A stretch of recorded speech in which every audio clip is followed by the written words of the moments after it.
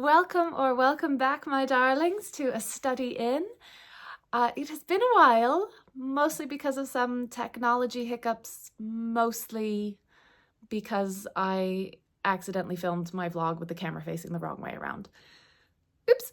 But that led to some creative innovation that I hope you'll enjoy. I know one of you will really enjoy this because you have been requesting a special appearance by a certain spooky anti-hero-esque guest. If you don't know what I'm talking about, please go watch Anti-Hero music video by Taylor Swift, or just enjoy. Regardless, it ended up being rather appropriate, as this episode is all about the journey to getting published as a first-time author, and a lot of that process can make you feel invisible, and it involves getting ghosted. A lot. I have tried in my first month of vlogging to be very on top of things, very polished, come in here, welcome to A Study In, but man, fam, work has been a lot lately. I'm more than a little burnt out lately. And so now's the perfect time to do a study in getting published, because this is what it feels like. When you are a new aspiring author, this is what it feels like. So I've always wanted to be a writer. I've always loved writing. And I remember really specifically when I was like maybe 14-ish, my mom would ask me about my writing. And I said, well, you know, I've always wanted to write like a full novel and stuff, but I could never like hold on to a project. And I remember this so vividly, and the moon was full and it was just really magical. And she said, when your story comes, you'll know. And she was so right. It was amazing. When my story came, I knew this was my story. This was the story I was going to tell, start to finish. And I even restarted it twice. I got 20,000 words in, and I was still in undergrad at the time doing an English major. So I had a professor that I could like work with as a mentor, and he read it and asked 3 questions, and I realized I had to start over. So I cut everything but the first chapter, first like 2,000 words, if that, and started over. And it was amazing, honestly. I wrote a lot of it while I was still an undergrad when I was 2021. I did a lot of editing in 2020 when we were all stuck at home with the pandemic. My first few friends read it in the summer of 2020, and it was amazing. And then I did more editing. I let it sit for a while, and probably in late 2020, if not early 2021, I started soliciting agents, querying agents. So if you don't know the process for getting published, traditionally, if you'd like to be traditionally published by one of the big publishers, which they've all become monopolies in the United States, which is super great. This makes it super easy for new people to come and join the industry. There's 4 or 5 big ones, but pretty much every imprint, every book that you look at, it'll, even if like it sounds like a small publisher, you read the fine print and it's like, oh, it's an imprint of Penguin, it's an imprint of Simon and Schuster. So they are all within this giant monopoly of the publishing industry. And so traditionally, if you wanted to get published within these big 5 companies, you would query an agent. They do not accept blind queries ever. Essentially, you'd get blacklisted if you tried to just send your manuscript to a publisher these days. And agents, literary agents, there's hundreds of agencies of all shapes and sizes. Some have 1 agent and it's just their little company. Some have hundreds of agents in multiple countries. I'd say a good comparison is maybe like law firms. Like some law firms, you know, are like throughout the country, but each of those agents and agencies have like their specific area, genre expertise that they work in. So you send your manuscript, and well, you don't send your manuscript.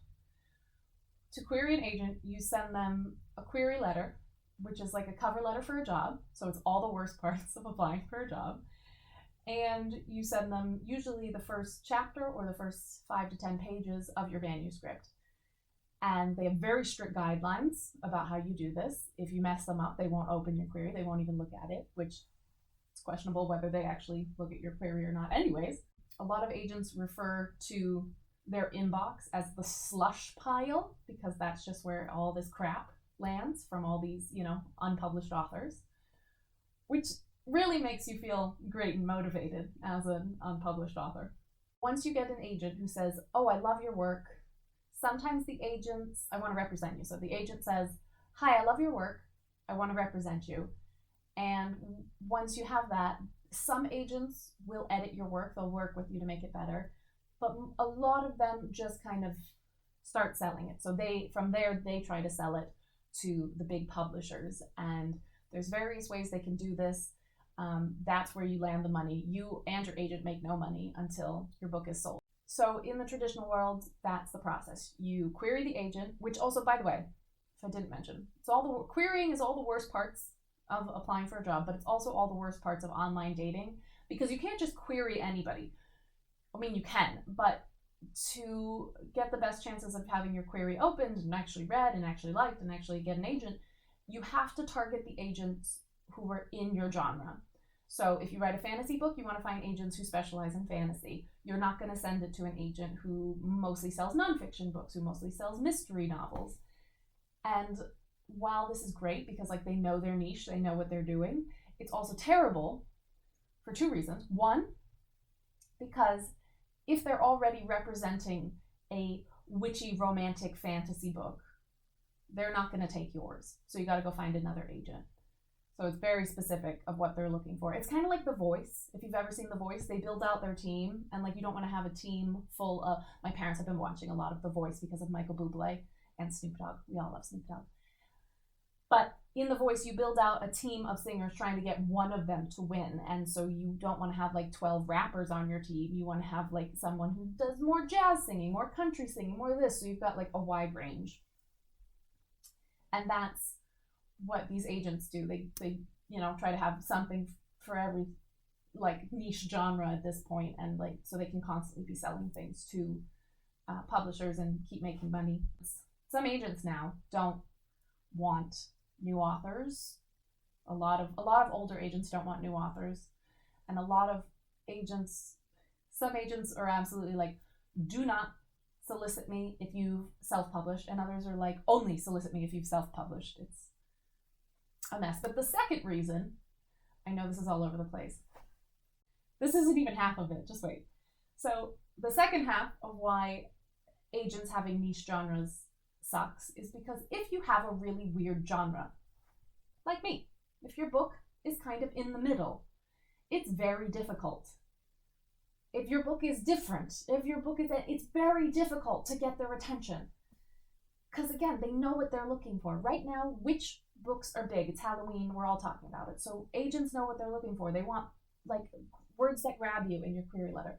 Witches, sisters, cozy, fantasy, small town, all these things. This is how they know what they're looking for in their slush pile. My book, this is the pitch. I worked with a mentor briefly, and this was the pitch they told me to use. My novel, my debut novel, is a contemporary new adult novel with elements of magical realism, which is a mouthful.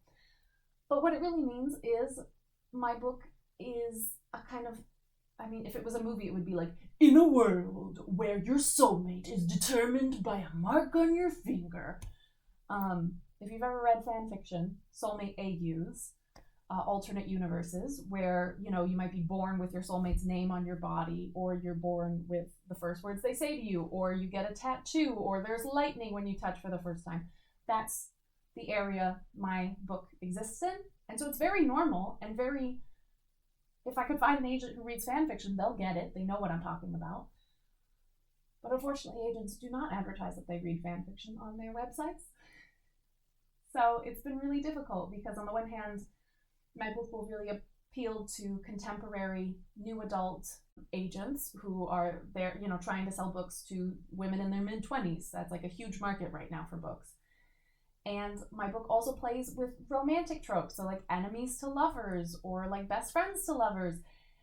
and even friends with benefit. Like, there's a lot going on, but I play and twist with those tropes. So on the one hand, agents who are looking for romance books based on these TikTok popular tropes will love my book, I think. But they're also going to scroll past me because they see the words magical realism, because there's like some element of magic. And right now, a lot of people, if you're going to do magic and romance, people are looking for romantasy, which is most definitely not what my book is. It's not super immersive. It's just a slightly different reality. So again, it's very frustrating. So that's the traditional way of getting published. But social media in just the last, I'd say, 2 years has changed things drastically. It used to be if you were going to self-publish or publish with a smaller publisher, an indie publisher, independent, not within the big traditional, you wouldn't get very big. You'd have to do all the marketing yourself, very heavy cost on you, very, taxing on your energy and your time, which if writing was your full-time job, it's not a big deal, but a lot of people do this on the side. But now with TikTok, with Amazon publishing, everyone can publish constantly all the time, and they can publish absolute BS. I'm sorry, but it is. Some of it, it's just, they don't edit it, they don't read it, it's full of typos, it's full of plot holes, and they don't care. And a lot of people who are reading this stuff don't care. And I'm not judging you for that. Go and enjoy. I mean, fan fiction is free. You can go read that stuff instead, just saying. But all of this, these opportunities of social media making it incredibly easy to market books, to make them go viral using popular TikTok tropes, and Amazon making it, I mean, you don't even have to publish physical copies of your book now. You can just put them on Kindle Unlimited and make money. This has affected, the way this has affected even traditional publishing is incredible, because I've seen people talk about this, but now it seems we've entered the era of fast fashion publishing. So because independent writers who are self-publishing can literally write a book in a week and then put it on the internet and people can read it, whether it's good or bad or whatever, but they can follow the trends of the moment. So for example, Taylor Swift and Travis Kelce start dating. Overnight, Kindle Unlimited flooded with rock star football romance novels. Big surprise. But you haven't seen those in the traditional publishing, but I'm sure you'll see them very soon. And I'm sure they won't be very good, not gonna lie, because now we're pushing the traditional publishing industry to speed up, to do more, to follow the trends. And whether they don't have time to do good editing or they just don't have good editors. I genuinely constantly am thinking of that song, I Need a Hero. I know it's from the 80s, but I always think of it from Shrek, like Fairy Godmother, but it's like, I need a hero.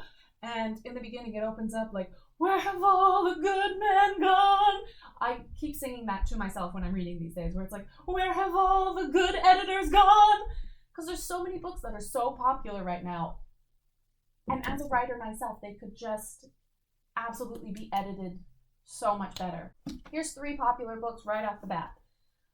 What the River Knows. This one was super hyped as The Mummy, that movie The Mummy, but in a fun modern with Egypt, and it was so slow. It was so slow. This needed help with pacing, and some of the dialogue was just so cliche. Speaking of cliche, this one, and again, if you want the fun, fluffy, whatever, go for it. Enjoy it. I'm not judging you for that, but this could have been better with just, I think, an extra month of editing. I don't know how long they spent editing it.